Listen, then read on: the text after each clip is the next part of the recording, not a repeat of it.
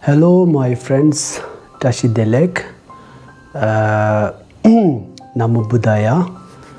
So today I'm going to discuss about the source of Buddhist psychology. One of my friend, she has been doing the research on Buddhist psychology and mental health. So she asked me what are the source of the Buddhist psychology.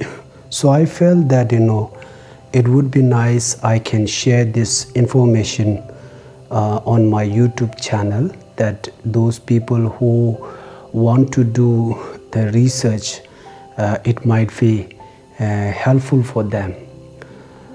So why the Buddhist psychology is important to us, and why the Buddhisms, they are giving importance to the state of mind.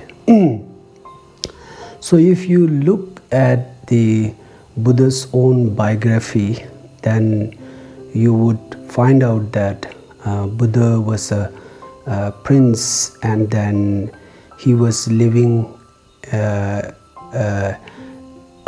very luxury life. But suddenly, one day he saw the pain and suffering in his life. Then if you look at the suffering, there are two levels of sufferings. One is the physical suffering, then another one is the mental dissatisfactions. So in order to overcome that kind of problems, so Buddha, he set out his spiritual journey. Then he met many spiritual masters, teachers, and they have guided him that he had to do the practice of meditation. At the same time, he had to do the practice of fasting, which is called upas in Indian language. Not only the upas, he had to do the jal upas. So jal upas, it means that you have to stop to enjoy the single drop of water. So that kind of practice that Buddha had gone through, so that kind of hardship that Buddha had gone through, so therefore finally he started to turn away from that kind of practices, because he came to know that the source of problem does not lie at the physical level. It comes from the state of our mind. It lies at the state of our mental ignorance and mental confusions. So mental ignorance means avidya in Indian language, and mental confusion, it means more in Indian language. So in order to remove that kind of problems, Buddha had taught us we have to cultivate the wisdoms and intelligence, which means prajna in Indian language. So in order to cultivate the wisdoms and intelligence, Buddhisms, they have explored themselves the process of mind and cognitive, and also contours of affective states and constituents of the reliable knowledge, and also the meditative methods of mental transformations. So if you look at the source of Buddhist psychologies, there are three main genres. So first is Abhidhamma textbooks, and second is the Pramana textbooks, and the third is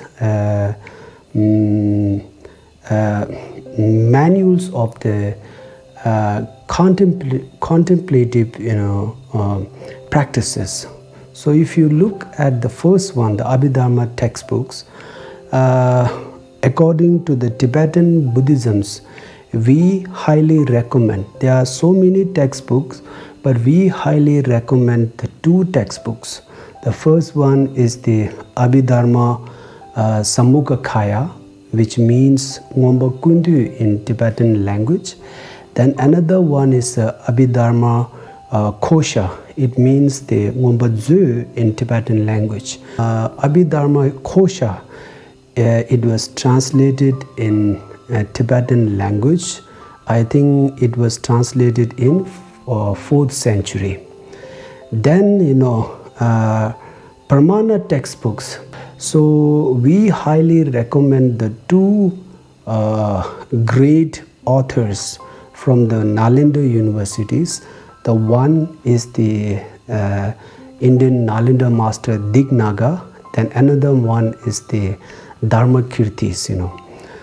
So these two masters are they were the founder of the Buddhist epistemology. So if you look at the Dharmakirti's works, then you can find out there are the 7 types of the Pramana textbooks. But among them, there is a key textbook there, which is called Pramana Vartika Karika. It means Tsemanamde in Tibetan language. So these are the textbooks that you can find out if you look the Buddhist epistemologies.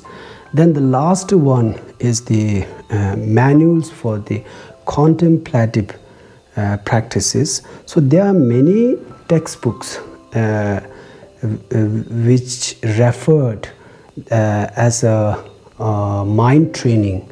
So if you look at the mind training textbooks, there are so many textbooks there, but among them, one textbook is very popular.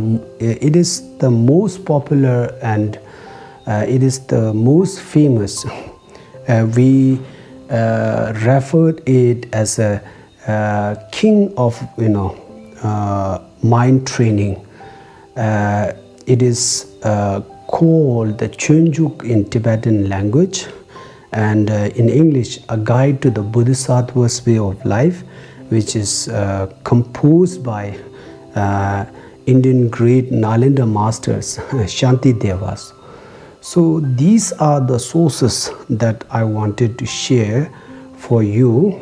So those who wants to, do the literature review, or those who want to do the research regarding the Buddhist psychologies, and I hope that my information might be a little helpful for you to get the primary source for your research and literature review. That's all. Thank you.